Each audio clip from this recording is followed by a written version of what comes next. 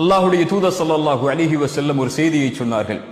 எந்த ஒரு முஸ்லிமை அல்லாஹ் சோதித்தாலும் அவர் சொல்லட்டும் அல்லாஹ் கூறிய வார்த்தையை, இன்னா லில்லாஹி வ இன்னா இலைஹி ராஜிஊன் என்று கூறிவிட்டு ஒரு துஆவை ஓதட்டும். யா அல்லாஹ், இந்த சிரமத்தை என்னுடைய வாழ்விலிருந்து நீக்கிவிடு, இதைவிட சிறந்த ஒன்றை, நீ எடுத்ததை விட சிறந்த ஒன்றை எனக்கு கொடுத்து விடு என்ற துஆவை ஓதுமாறு அல்லாஹ்வுடைய தூதர் ஸல்லல்லாஹு அலைஹி வஸல்லம் சொன்னார்கள். உம்மு சலமா, அவங்களுடைய கணவர் அபூ சலமா ரலியல்லாஹு அன்ஹு மரணித்து விட்டார்கள்.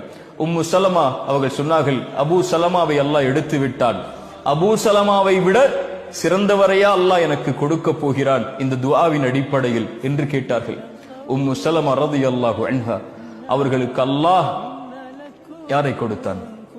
அபூ சலமாவை விட சிறந்தவர் இந்த பூமியில் இல்லை என்று அவராக நினைத்தார்கள். அல்லாஹ் கொடுத்தான், இந்த உலகத்திலேயே அவரை போன்று சிறந்த மனிதர் யாரும் இல்லாத முஹம்மது ரசூலுல்லாஹ் ஸல்லல்லாஹு அலைஹி வஸல்லம். இந்த உலகில் எதுவும் நடக்கலாம், எதுவும் எடுக்கப்படலாம், எந்த ஒன்றையும் அல்லாஹ் எடுத்தாலும் அது உங்களுக்கு நலவுதான், எந்த ஒன்றை அல்லாஹ் உங்களுக்கு கொடுத்தாலும் அதுவும் நலவுதான்.